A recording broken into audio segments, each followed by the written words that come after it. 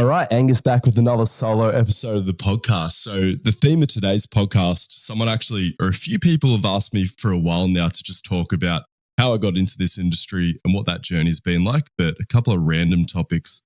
Not really that random. I've been on a little bit of a song/album recommendation streak on these solo or boys episodes. So I thought I'd start off with a bit of an album recommendation, yeah, it is a full album recommendation, basically. And then a bit of a tip about cooking your mince. Anyway, so first up, an album that is just, I've been listening to this album since high school, but I was having a bit of a debate with my mate Callum, who I go on surf trips with, and we're talking about like, what is the best At the Drive-In album? At the Drive-In was a very pivotal band for my music taste, I guess. And like the first band I ever made with my friends, we played a At the Drive-In song. That was the first song that we learned together, Napoleon Solo. So pretty ambitious track for a bunch of fucking 13, 14-year-olds to try to cover and do justice. And so that track is from Relationship of Command. Is it? Actually, no, I think it's from In Casino Out. Anyway, Relationship of Command has always been my favorite At the Drive-In album. But my mate who I go on surf trips with, he was like, nah, man, like Vaya, the Vaya EP, which came out after In Casino Out. And it was thought to be this sort of like bridging EP between that and then the sound that they sort of established for the rest of their career in Relationship of Command. But man, the first 4 to 5 tracks off that album, or they sort of look at it as an EP, I thought EPs were typically only like 6 to 8 tracks, whereas how many tracks does Vaya have on it? It's under half an hour, so. Oh no, it's only 7 tracks. But yeah, from 1 through to 4, it's just like, oh my God, it just melts your face off. And just, I don't know, if you were into that sort of two guitar post-hardcore sound, it was a lot of surf movies, in a lot of skate movies, like in the early 2000s period. It was just fucking insane. I was doing a little bit of a read up on the wiki of this EP. Again, when I was trying to figure out if it was an actual EP or considered an LP. And it just talks about the release of this EP. It came out in 1999. And to promote it, they went on to it in support of Rage Against the Machine and the Foo Fighters in 1999. Fuck, that would have been an insane tour. Anyway, yeah, if you're heading into the gym or you just want a bit of a rev up, go put on Vaya, especially the front half of that thing. The whole EP is really solid, but just the front half of it is, man, like I can't think of a better package of just like 4 back-to-back songs. Really, really high energy, amazing stuff. And yeah, real pivotal moment in the At the Drive-In sound. And they were so influential on the sound of so many other bands that sort of then came forth from that period. Now I want to give you a bit of a cooking tip. So I'm pretty judgmental about the way people cook their meat, especially steaks. And this isn't to do with steak. This is how to properly cook your mince. I got a tip the other day. I think I was just in a bit of a brain rot session, honestly. Just scrolling through reels on Instagram, and someone was preparing some ground beef, some tacos, and they were just sort of talking about, mince meat. It's typically low quality, probably isn't the way to talk about it, but like it's all the cuts that aren't that preferentially selected as steaks, and then they just grind it all up. So, often tougher cuts of meat and things like that. And because of that, you can actually cook your mince quite a bit. Because one thing that I was really struggling with was, again, with my red meat, unless I'm doing a full-blown slow cook, typically I hit it in a pretty hot pan and I cook it quite quickly. But they were just sort of making the point that there's so much connective tissue ground up in the mince, and there's sort of this like intermediate stage when you're cooking your beef, like a couple of minutes in where all the water sort of comes out of it, and it really inhibits your ability to get like the Maillard reaction. So that's when you get the nice crust on the mince. Like I love that. That's one of my favorite parts of the steak. But I could never develop any of that on my mince. Not that you want to, you don't want to incinerate or cremate your mince, but that's where you can develop a fair bit of flavor with that Maillard reaction. So, and yeah, the solution is just to cook it for longer. Again, don't worry about all the water evaporating out of it. That's not where the moisture in the meat comes from. The moisture is going to come from all that fat and all the broken down connective tissue. So yeah, just don't be afraid to push the mince a little bit longer and see what happens. Look, mince is pretty cheap. So if you just want to trial it, this overcooking, or again, I don't think it is overcooking. I think it's just probably cooking your mince. Fucking 32 years old, consider myself a bit of a weapon in the kitchen. I bring it up on the podcast almost every chance I get. Here I am cooking shit ground beef. Then there's the other thing, like I think it's the fucking Maillard reaction, is the burning of the meat is the thing that also makes it a bit more of a carcinogen, but it just tastes so fucking good. So yeah, anyway, bit of a music tip, bit of a cooking tip. So I announced my 365. I mean, if you've been listening to the podcast, I've sort of been moderately locked in with a bedtime, taking training and nutrition a bit more seriously, probably in like my 5th week of it now, but I sort of only just announced the protocol to Instagram, and it was sort of just outlining the nutritional aspect of it, the supplements aspect of it, and then the lifestyle changes that I'm making as well. And one of the things that really caught people's attention, so I'll give you a brief outline of it. So the food recommendations is, what is it? It's 2 grams of protein per kilo of body weight, and you just have to get some breakfast in. Again, like the nutrition aspect of it outside of the protein recommendation, it was pretty personal to me. The biggest barrier with me and my nutrition, especially looking at it from like a performance-oriented lens, I was just leaving it way too late in the day and getting way too busy and forgetting to eat enough. And I love my morning coffee. It's such an enjoyable part of my morning routine. I usually wake up, I make myself a coffee now, and I just go for a nice walk along the beach. But then it's just, I've never woken up super hungry. Even back in the day, you know, when I was a growing boy, waking up, swimming squads in the morning, I still never really managed to work up much of an appetite for that. Maybe I just wake up a little bit anxious, or yeah, who knows what's going on with my digestive system. I've just never been that much of a breakfast person. I've never been much of a big appetite person. And with all that in mind, especially with my physical outputs, like I just need to be putting away a decent amount of fuel every single day. And I was just putting myself way too far behind the 8 ball, leaving it like so regularly, so often it'd get to like 2 or 3 p.m. before my first meals hit my lips. So just cutting that out and just wake up and have breakfast. So, you know, it's and that's mainly just about, I mean, just committing to it, but then also just having things in the pantry and the fridge that are suitable breakfast options. Because even when I did have an early meal, it typically wasn't much of a breakfasty thing, but that's something that's tactically helped me a bit. I've been just going for like yogurt and fruit, or even like a protein pudding and a heap of fruit in the morning before I have that first coffee, and it just wakes up my digestive system and it sets the tone for the day. For all those hard gainers out there, I mean, if you're a hard gainer and you're skipping breakfast, you're an absolute moron. But if you are one of those morons, I'll put my hand up. I've been one of those morons. And what I do notice is that, like, not that I was ever worried that I would eat less by eating breakfast, but I was like, oh, breakfast will be filling and then probably won't get hungry for a while after I eat that. But it almost like stokes the digestive system, and it sort of wakes it up a little bit early, because then I find that I do sort of get hungry in the middle of the day a little bit earlier. So yeah, it was an interesting sort of response to adding breakfast back in, but really, really positive. What was the supplement routine? So I just sort of went for the most evidence-based supplements available. And this is the most interesting thing in the comments section, because it's vitamin D, not controversial, multivitamin, fish oil. I don't mind fish, but I'm just not consistently eating it 2 nights a week for dinner, or is it 2 to 3 serves a week? So supplementing with my fish oil, and then 15 to 20 grams of creatine a day. Or I think I announced it at 15, but I was like, you know, if you want to take more, absolutely go for it. People are losing it. People are like, oh, 5 grams a day was the most you were meant to take. And I don't even know what that, I mean, that's definitely what I heard, 5 to 10 grams per day. It was based off some sort of body weight assumption. I'm guessing 10 grams is maybe a recommendation for an 80 to 90 kilo male. I should look into that more, but you know, for muscle building, I think we've sort of established that 5 to 10 grams, it probably produces people really good results. But then there's all these cognitive benefits we're learning about with creatine. I've also been hearing and reading some things about how people can use it. We often think about creatine supplementation as a chronic thing, but then I've heard of a couple of different instances or case reports of people using it on an acute basis as well, almost using it in substitute of caffeine. So taking a pretty solid, hefty dose of creatine to avoid the afternoon slump.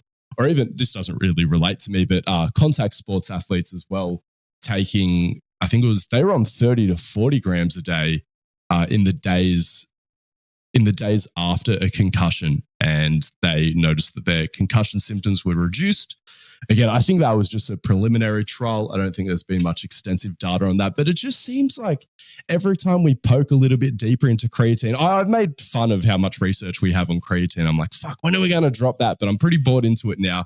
It just seems whatever we test out creatine on, It has a really positive effect. It doesn't seem like I've been looking for people, poisoning themselves with creatine.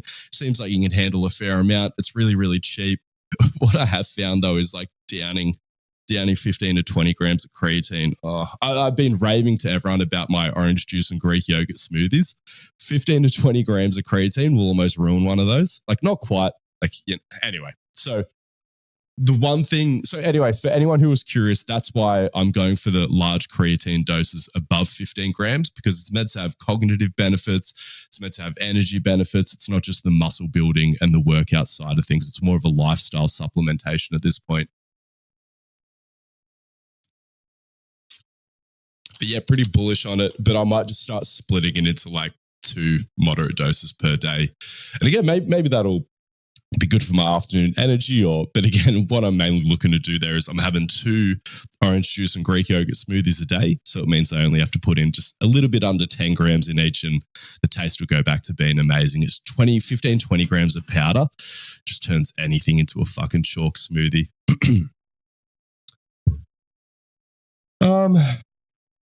All right. How did I become a personal trainer? I mean, how deep do I want to go on this?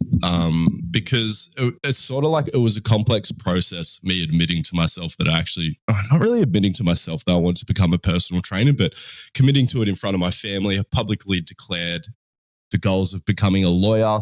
I was kind of having a crack at being a rock star as well in the uni days. I'm kind of waffling around. I need to set the tone for this story. All right, let's reset this. So, graduated high school. Actually, no, I can't even start there because when the seed was planted, when I realized I wanted to become a personal trainer, well, my brother became a personal trainer when I was in year 11. So my second year, in my second last year of high school, my brother became one of the youngest ever Fitness First franchise personal trainers. So signed up at the Wollongong Fitness First, pay them, can't remember what rent was back at Fitty First back then. Oh, actually, from memory, Oscar was paying $220 a week. But yeah, he became a personal trainer at the local commercial gym. And that's when I had been looking for a way out of swimming. So at that point, mum and dad were like, well, you've got to play a sport. And I was just getting absolutely wrecked on the footy field because I was too small. So I was like, all right, I'll just swim 3 or 4 mornings a week. And then I was lifting weights a little bit casually as Oscar was studying to be a personal trainer. But then I really committed to it for the first time when he became a personal trainer at the local commercial gym, because it just meant that I could head there in the morning instead of hitting the pool, because I'm grateful for all the swimming that I did, but I was not a competitive swimmer. But yeah, I'm grateful for mum and dad forcing me to do sport when I was young, because I just love being able to throw myself into the ocean in any conditions now, and I don't have anything to worry about. Anyway, so at that time, I was, in high school, and most of my career thoughts had sort of centered around being a lawyer, or maybe being a journalist or something like that. So graduated high school, went into university, was studying journalism for a little bit. Throughout my last couple of years, was it in my last year of high school, I started playing with the Maze. So I got involved in a band. We all took it pretty seriously for a couple of years. We built up a bit of momentum. We were gigging all around the country. And sort of this whole time I was going through uni, I was becoming increasingly, maybe disenfranchised with the idea of being a journalist. Even at that point, I felt like journalists were failing us as a society. And I just wasn't that inspired by the curriculum for journalism at Wollongong University. A lot of it, and it's like, completely fair enough, was centered around newspaper journalism. I studied journalism at a real awkward time when social media, podcasting, I guess the whole concept of new media was very much an emerging thing. And I would say there was almost like a bit of a fear and a pushback against it, which is just like a classic attitude when any industry is sort of having a big shift like that. But I sort of realized to myself, I was like, right, I don't want to work for Rupert Murdoch. So odds are I'm going to be in some form of independent media where they're not going to give a fuck if I have a journalism degree. They're mostly going to give a fuck if I'm a decent writer. So I was like, right, journalism, if I'm going to make it in that, it's just about being a writer and going out and writing. And that's probably the biggest thing that I got out of going to university for all those years studying journalism. It got me a lot of repetitions, just mastering the pen, if you will. So again, that was really important. But then I realized, so I had that realization, journalism, it's not a protected title. why the hell am I going to uni for this? At that point, momentum with the band was picking up. So I was like, all right, well, fuck it. I'm just going to go all in on being a rock star. I'll drop out of uni. And then if that doesn't work out, worst case scenario, I'll just become a personal trainer, because honestly, the idea of hanging out in the gym and then just smashing tin with people all day, I mean, it just sounded like a phenomenal lifestyle. I was absolutely loving training. I love training more than music at that point. I mean, I was never really the most amazing musician. I was surrounded by really talented musicians, and I was the only one in the band who wasn't afraid to pick up the phone and call the venue or something like that. So if you want to learn more about the general physical preparation training philosophy, we put together an extremely practical course covering all the different aspects of physical preparation, as well as a unit on programming, so you know how to tie it all together and produce the same world-class results that we get with our athletes. We've got pre-recorded lectures, a community page where you can ask questions and interact with the other GPP coaches, as well as monthly calls where you can ask questions live or just catch up and hang out with us. Check out the link in the show notes for more info. Anyway, back to the show. But then, yeah, obviously did a tour around the country with the band. I mean, I've sort of referenced that whole shit show a bunch of times. I won't bore you with the details, but we ended up getting sued by our manager. Things broke down there. Also realized that you have to sell a lot more CDs than I realized to fund a decent music career. Like, I wanted to own a house and stuff like that. You know what I mean? I wanted nice things from my music career. I wasn't just willing to do it for the grind so much. And yeah, just with the amount of streams and plays we were getting, I was like, oh my God, like how big does this thing have to get for it to be an actual career? But anyway, wheels fell off that. And then still living at my parents. I'm trying to think how old I was at this point.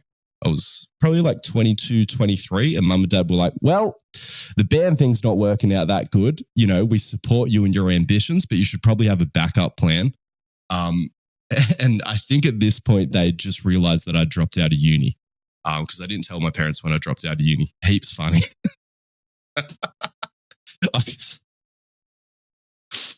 Oh, they were so mad. But I'd had 18 months to process it. So by the time my parents worked out that I dropped out of uni, I was like, yeah, fuck, I'm over it already. Like, I'm going to become a personal trainer. And they were just like, fuck me, not another one. What the fuck? Because like Oscar was the sporty one. So when his pro sport career didn't work out, they were just stoked that he found anything where you could earn a decent income. Whereas I was the smart one. I was the one who was meant to be a lawyer or something like that. So I was the first person in my whole extended family to get into university, and mum and dad were very proud about that. And mum and dad obviously like supported me so much to get me to that point. Anyway, so yeah, they weren't super stoked about that. They're stoked now with how this has worked out. So mum and dad always backed me, but they've never been shy about questioning my choices. And I respect that. Anyway, so yeah, I just, at this point, Wollongong Fitness First had shut down, and two of the trainers who were doing the best there, they pulled their funds together and they opened up this warehouse style gym just down the road. But this was it was more of a personal training studio than a commercial gym. So like Fitness First would have had like a couple of thousand people coming through it every single week. It would have had a gym floor that you could walk and try to pick up clients. Whereas Warehouse, it was a pretty solid gym. But as far as like lead generation for a young person who only knew broke musicians and students, it's like, where the fuck were my first clients going to come from? You know, obviously all your mates want to support you when you say you're becoming a personal trainer. They're like, yeah, mate, I'll hit you up for a session. But like, you know, they don't have the money for it, or they don't have the interest in it. So it was really tough, man. Like, and again, like I got my mates in there, trained them with them for free, just, you know, hanging out, smashing weights. And the gym gave me a couple of leads. Oscar tried to give me a couple of referrals and things like that. But man, it was just brutally tough like Wollongong's grown since then, but fuck, it didn't have a fitness scene, barely had a fitness scene at all at that point. This is in like 2014, 2015. And so at that point as well, my brother, he had similar realizations about the Wollongong fitness scene. Like, and there was always this bit of a thing, like personal trainers kind of getting their shit together and then moving up to Sydney to try to start a business there. It was just seen, I mean, it just is a bigger pond. It's higher population density. People have more money. There's more gyms you can work in and things like that. So Oscar said, well, why don't you try to get a job up at a Fitness First, just smack bang in the middle of the CBD? Like, you know, that's going to solve your problems of, well, again, I was comfortable going up and talking to people. I was comfortable sharing my ideas on fitness and things like that. I just didn't have any sort of tinder to work with to sort of just light a flame and get a bit of a customer base going. Whereas, Fitness First George Street, where I applied to be a personal trainer, that gym it was right under two giant bank buildings. And it got 8,000 swipes per week. So I was like, all right, you should be able to make a personal training business here. And I was right. I mean, it was still harder than I thought it was going to be, but it's like that sort of environment is just so much easier as a young person with broke mates and just no connections to anyone with money who wants personal training. The GPP group program is the best deal in strength and conditioning. For less than $1 a day, you get access to my programming as well as access to me through a group chat where you can reach out, ask questions, or have a form check. You can even get a week for free before you commit to it. Check out the show notes for more info. The other thing I thought it was pretty amazing at the time because I couldn't afford the $450 a week rent. The Fitness First, they'd also start you on this thing that they will call level 1. So level 2 is where you pay them rent and you do what you want basically. But the level 1, you get paid about it wasn't too bad. I'm trying to think. It was like $25 an hour to walk the floor. You're doing the 3-pack. So everyone who signs up for Fitty First membership at the time got offered like a 3-pack of sessions. Actually, maybe you had to pay like $50 to get a 3-pack of personal training sessions, but really cheap personal training.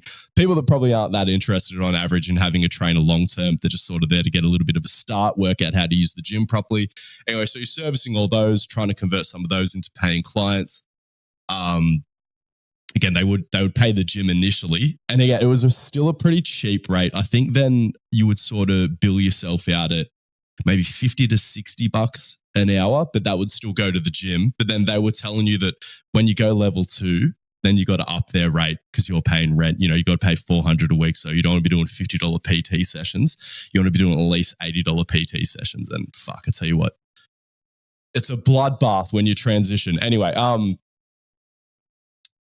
so at this time I was doing 5 days a week in Sydney, and then 2 afternoons a week, I'd still come down to Warehouse, train a couple of my mates, train with some mates.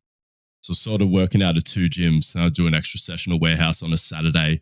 But then the owner of the Warehouse gym, he posted something on Facebook about his weight loss challenge. And he was like, all right, I'll give you some free game to see if you're interested in signing up for my 8-week fat loss challenge heading into summer or whatever. And he's like, all right, so the first 2 weeks of your weight loss plan, you can't eat bananas or beans.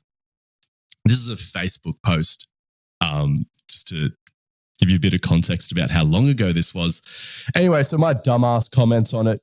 I was always about that life, calling out bullshit and nonsense fitness information just from day one. I mean, I was doing that before I became a personal trainer, as a civilian, just in Facebook comment sections, just go on a fucking war with people, copy and paste and PM IDs and things like that, trying to prove people wrong and get them on my side.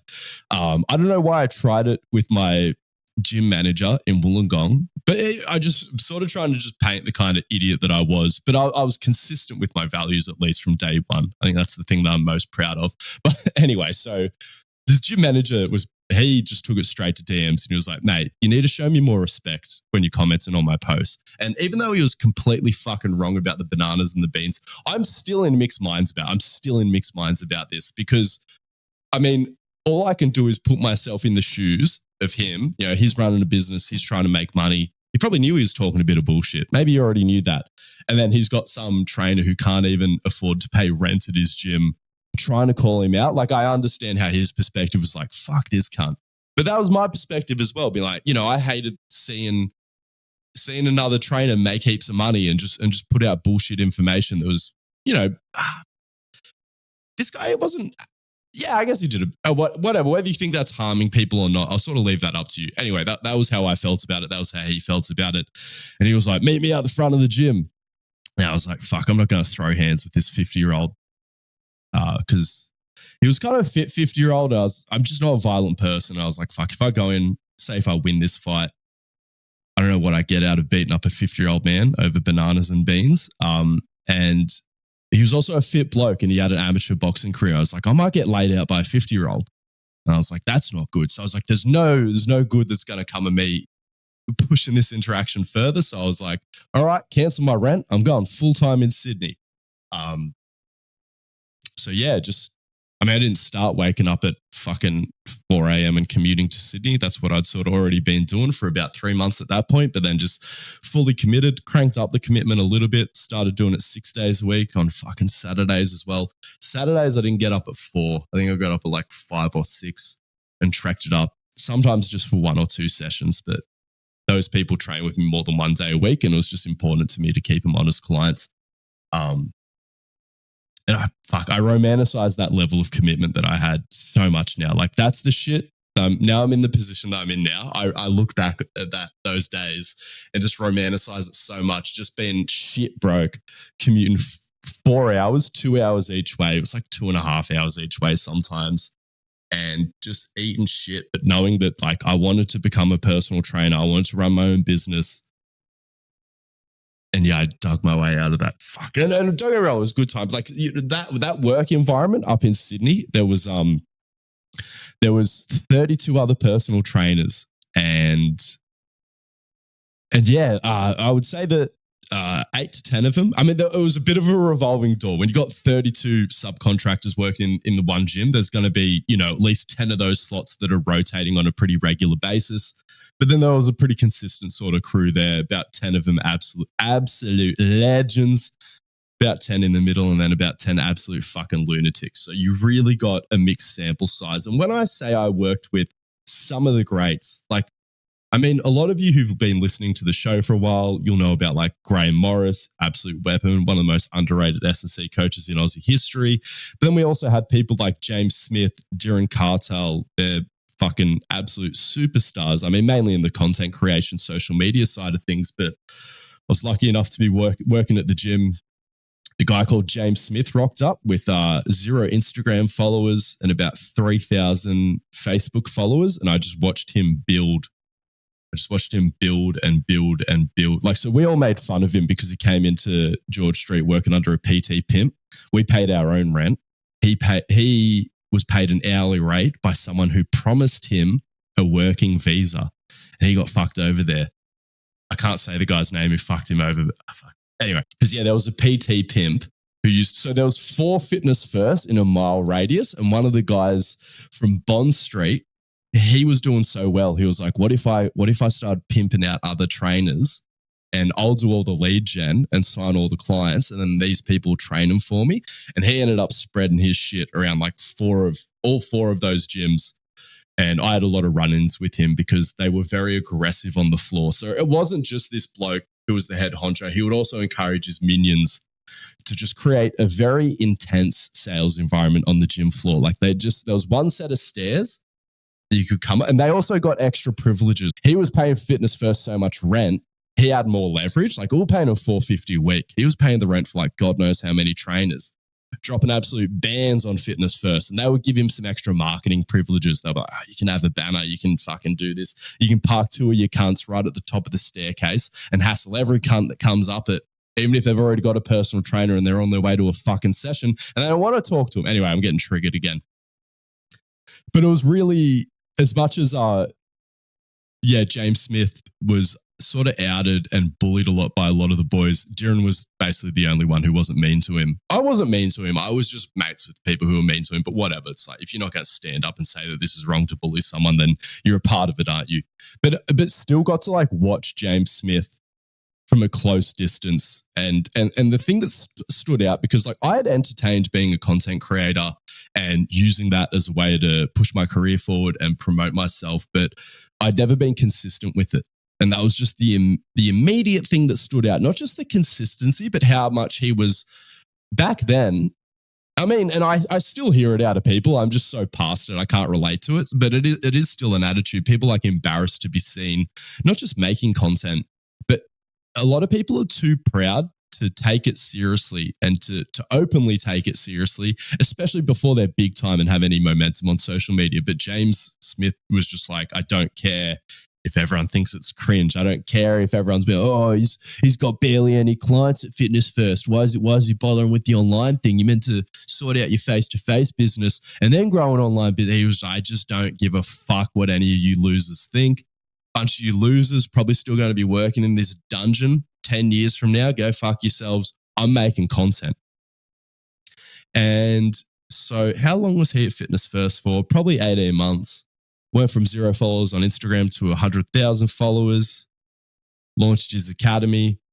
And again, it was the consistency. Also email marketing. He made me realize that, because the whole talk and the shit talk about fitness influencers is like, none of them are selling shit. And Instagram is a horrible platform to try to sell from. But James was only ever using, it seemed like, Instagram to just funnel people onto his email list. And that's where he was doing the majority of his selling. So yeah, just was really good to get to watch him and how he went about things. Definitely modeled a decent amount of my approach of, this was the other big thing that I learned off James Smith. I brought this up on the podcast before, because when I was making content, the other coaches would be like, nah, your content, it's too educational. The consumer doesn't care how the sausage is made. They just want to know about the results, like social proof, show them your sexy body and stuff. And that definitely worked for some people. But I think James Smith really proved that people do want to know how the sausage is made. And education is one of the ways you educate your customers to the point where then they trust you enough that you know enough shit to do the job for them and be paid for it. That's sort of one sort of summary of that approach. So yeah, James Smith gave me the confidence to know that I was doing the right thing by trying to educate the consumer through my content, and that would lead to customers at the end of the day and a really, really like engaged following. And just to give you a bit of context, like once I became a level 2 trainer at Fitness First in, was it 2016? Yeah, it's 2016. I reckon it was at least 2 years before I was consistently paying rent on time, maybe a little bit more. And that was as well, not living out of home, still living at mum and dad's, commuting 4 hours a day, still not making rent. And then I think it was sort of 2.5 years in, 3 years in, where I sort of just leveled up a little bit more, going through my mental Rolodex. I was like, was it my social skills? Was it my technical skills as a trainer? Was it just like by being a bit more savvy with money? But it was all of those leveling up a little bit. So much to take on because when you become a personal trainer, also a lot of us get thrown into entrepreneurship almost against our will, not completely against our will, but you know what I mean? You're there for the bicep curls and the squats, not for the fucking back end business running side of things. So that's something where a lot of personal trainers often find themselves playing catch up. But yeah, a couple of years in, started getting consistent, managed to move up to Sydney, and God, that made a difference. That was when I finally exited the grindiest fucking stage of my life and just entered like really enjoying, like still working fucking hard and working 6 days a week, but actually enjoying some of the fruits of my labor, having the money to go out, party a little bit, socialize, know that I'm covering gym rent, home rent pretty good. Still can't really get away for a holiday because like I'm unsure about what I'm going to do with my clients and things like that. So it was like very tentative. Was still very much like owned by my business a little bit, but yeah, was feeling a little bit better about it. And it was sort of like, yeah, I'd just been like really solid with my business for a bit over 2 years. And then the whole COVID thing happened. And I was just like, fuck. I mean, I think I should probably go back to therapy and talk about it. Like, I think all of us maybe have some trauma from the gym shutdown. Just like, fuck. I just remember bleeding into that. Such intense emotions of like, you knew this could have happened. Like your gym shutting down or all gyms shutting down. I mean, I was sort of like, you knew your gym could have shut down. I didn't anticipate all gyms shutting down. But yeah, and then there was that voice that was like, oh, how could this happen? There was another voice that was like, you knew this could have happened. And then there was this other voice that was like, you dickhead. You absolute dickhead. You should have been posting content consistently. Like you just should have. I had a belief that if I was consistent with content, that I would grow and I would have an online business. And if I'd done that, it would have taken a hit. Like heaps of people just lost their income and would have cancelled their online trainers, I'm sure, during COVID shutdown, but it just wouldn't have been as brutal. Oh, this is the thing as well. This was just all the stuff I was sort of going through at the start as the gym shutdowns were being announced, didn't know what my clients were going to do. I actually ended up being able to train a decent amount of my customer base throughout the shutdown. I was lucky enough. My girlfriend at the time had a garage, so a lot of sneaky garage sessions, also did a fair bit of workout in the park. But, and this was the thing, like I had been like pretty consistently creating content. Like I've been podcasting for a few years and my Instagram content, I kind of got consistent with that about maybe like 4 to 6 months before COVID happened and gym shut down. So there was a bit of development there. And I think that's what sort of gave me that confidence. I was like, right, yeah. 6 months into this, I was like, I'm actually developing a little bit of momentum here. I was like, why wasn't I doing this for longer? Anyway, so shit shut down. I just doubled down on content. I was like, right, the lesson, how many times do I need to learn this lesson? And see, like, if you sat down 2014, 2016, Angus even, and if you sat Angus down, like, how do you think you get ahead in this industry? Well, what's the biggest tool to potentially get ahead in this industry? I would have been like content creation. I've just seen it. Everyone's seen it. Everyone complains about it. Everyone's like, oh, Johnny shit cunt. He doesn't know anything about training. He's a bad trainer. He's a bad S&C coach. And look how many people are following him and buying his shit. We're not in a meritocracy. I knew that. I knew it's like a lot of industries aren't a meritocracy. The fitness industry is absolutely not a fucking meritocracy. Otherwise, Graham Morris would be a head coach in the NRL or head of performance in the NRL. So yeah, like that frustration of like knowing that we're not in a meritocracy and you should develop your own personal brand and you should put out content if you want people to know about you and interact with your ideas. Yeah, just so salty at myself for not doubling down on it earlier. Anyway, things ended up working out. Okay, so now let me talk about like, so what was it like developing the online business side of things? So we absolutely love doing this show. And one of the most exciting things for us is watching it grow because it means we can commit more time to it, as well as have access to better guests to bring you even more quality content. One of the most impactful ways you can help us grow the show is by shouting it out, screenshotting this episode, and sharing it on your stories to let people know that you're listening. Don't underestimate how influential you can be on helping us grow this show, and we appreciate it so much. All right, so let me just do the quick version of this. Maybe I'll do a longer version of the developing the online business story next time, but a bit of a Cliff Notes version. Initially, like first 5,000 followers, sort of was just getting more online clients. And that was good. Like, I mean, signing customers from the internet, from all over the world, that was really exciting. Noticing that like there's two things about the lead gen that you get when you develop your online presence a little bit more. The type of person you attract is much more in line with who you are, especially if you've been sharing authentic content, because they're the people it's going to attract, like like-minded individuals. But the overall quality of the lead is definitely not as high because, I don't know, some random strangers sacking someone over the internet. Again, I also wasn't filtering applications that much. Anyone who expressed interest in becoming an online client, basically take them on, and then getting burnt a lot because, yeah, I think anyone who's doing a lot of their lead gen online, they just sort of know that. It's like, you know, quality fluctuates no matter what sort of systems you have in place. I had no systems in place anyway. And like I said, wasn't vetting people, wasn't being like, all right, so, you know, you committed to this training thing. Like, even those conversations, like, because when I think about those people, would I have wanted them locked into my training system? Would I have wanted to force myself to deal with them for months and things like that? So had a mixed, like, it was good, obviously more income and stuff like that, more customers overall, but the taking on a lot of online one-to-one clients was just like, all right, like, this is okay, but didn't absolutely love it.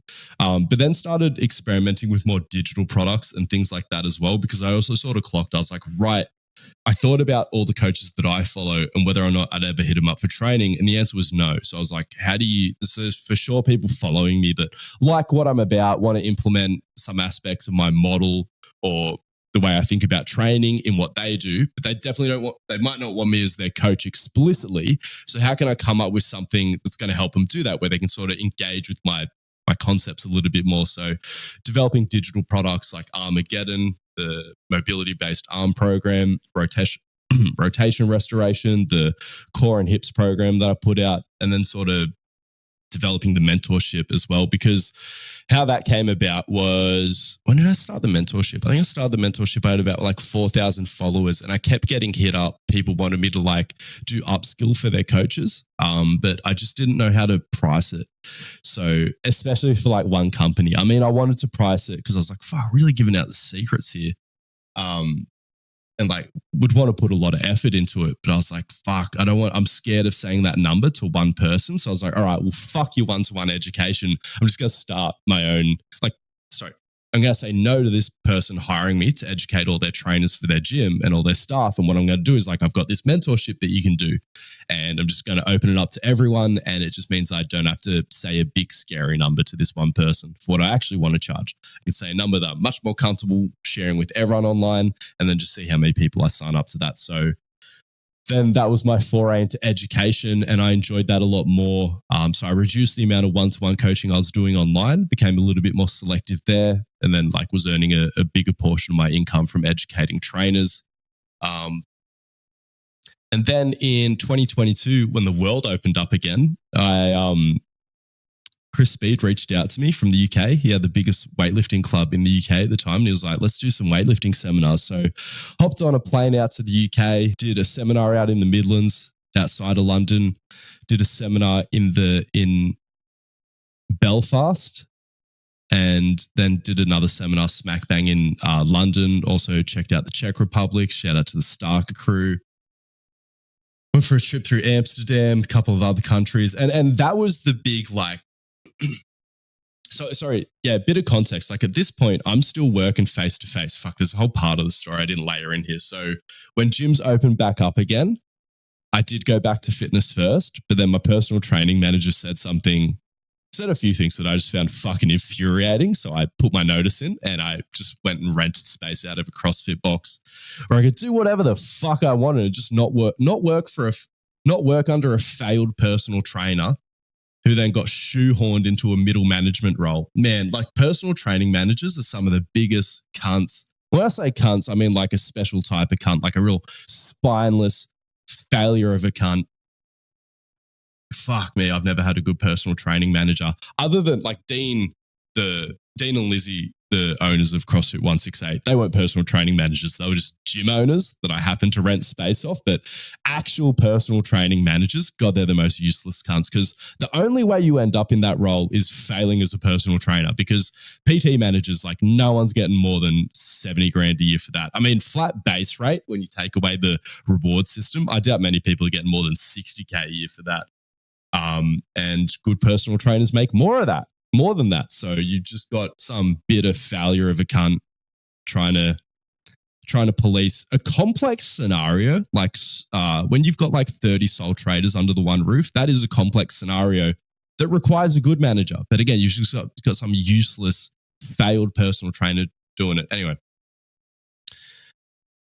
I got accused of bullying a guy. Oh man, I got accused of bullying the guy because I told him to put his weights away. A trainer. I told a trainer to pick up after himself. Got called in by the personal training manager. They're like, is it really your place to tell other coaches to put their fucking weights away? I was like, I actually think it fucking is, because I pay $450 rent here so I can have a premium location to run my personal training business out of. I got this cunt just leaving plates everywhere. And then there was another trainer just damaging equipment and things like that. I sort of brought it up with him. Again, they just sort of went straight to the personal training manager. This is another crazy one. One time, this was earlier. This was when I was a fresh level 2 trainer. I got pulled into the personal training manager's office because I had chalk on me. I had fucking chalk on my pants. And they're like, you look unprofessional. And I just swallowed it. I got down on my knees, sucked some dick, got out of there in one piece. But I was like, remember that. You have to gain leverage somehow. And that was my leverage, my online business, because those personal training managers, they know the power they have over you and they enjoy that. But as soon as you have an online following, man, Dobby is a free elf. And I told my personal training manager to get fucked. Actually, no. How it happened specifically, I was ranting about him, saying exactly how I felt about my personal training manager, and the staff room was connected to the manager's office, and I didn't realize they had their door open. I didn't realize that they were in, because it was early in the morning. Manager never rocks up on time. So I was like, I'm just going to fucking talk shit about my manager. Turns out that was one day of the year where they fucking rocked up to work on time, and they just had their office door open. And so she waddles out and she's like, Angus, I think we should have a meeting. And I was like, how about I just give you my fucking 2 weeks notice? And she was like, yeah, sweet. Walk back in. Fuck, that felt good. Anyway, so the point at which I stopped face-to-face PTing was when I went on that trip overseas. Well, that was when I handed in my notice at the gym, said goodbye to all my face-to-face clients in Sydney before I left on that trip. It was pretty emotional because the plan was to go back to working in Wollongong. The fitness scene had come a long way. There were more gyms to work out of, much more of a fitness scene. I knew I had online revenue, so if it was tough in any way building a business face-to-face in Wollongong, I knew I'd be sweet anyway based on online revenue. But then just on that trip, I was like, oh, right. Like if I just commit to traveling a little bit more and stay consistent with content, there's probably like so many opportunities I could have to travel and do seminars and also travel and surf and just whatever. And like, you know, a big part of this idea I had in my head of like, you know, how you have a good face-to-face business is you show up consistently, you know, fuck off and travel around the world for months on end. But just getting to meet trainers from all corners of the world and it just sort of, yeah, just be able to have a positive impact on people and it just make people better coaches. Like I was just like, right, I have an opportunity to do this. So sort of said goodbye to face-to-face coaching for the last few years. When was the last time I did? I mean, like I get to train people face-to-face at seminars and things like that. Also through travel, I get really lucky. Often I'm in the same town as one of my online clients, so I can meet up and do some face-to-face coaching there. And that's I've started to think like I might actually stick my foot back into face-to-face coaching again, more just for me. I really miss it because every time I get an opportunity to do it now, I'm just like, fuck, this is so. I do enjoy it. I love what I do. I love the freedom of it. I love the creativity of it. I love sharing my opinions on things. I love educating people. I don't mind online coaching as well. I'm enjoying that more now that I've got better systems for it. But yeah, just falling into that educator role and really, really enjoying that for a little bit as well. So like I said, just lent into the online laptop lifestyle for a little bit. Really lent into like the education side of my business just blew up. Well, mainly because I closed my one-to-one books for like fucking close to 3 years. It's probably had the biggest effect on that. But then, yeah, just was like reflecting last year. Like I was like, man, I want some more like crazy results with people. I want to train some more like sick athletes, things like that. Like I'm just scratching that coaching itch a little bit more, both online and face-to-face. Yeah, it's been a big mental shift for me. Just like over the last year, like I love being an educator, but I don't like the whole like graduating into education. The sort of like that's that perception that you graduate from like face-to-face coach, online coach, educator, business mentor. It's a bit of a meme in our industry. And just when I was reflecting on my business, I was like, no. I was like, okay, it's going to be both. It's a training company and an education company. I'm not being pigeonholed. Like I can do both. I can have great systems for both. And that's sort of where we're at now in 2025. I have a few slots open for coaching. There should be a form down in the show notes if you're interested in that. Check out GPP Level 1. Check out the YouTube channel. We got a sick guest coming up for next week's episode. And I think you'll hear from me then. I hope you enjoy the rant. No tears this time. I'm not talking about therapy. Maybe next time. All right, I'll chat to you guys soon. Love you.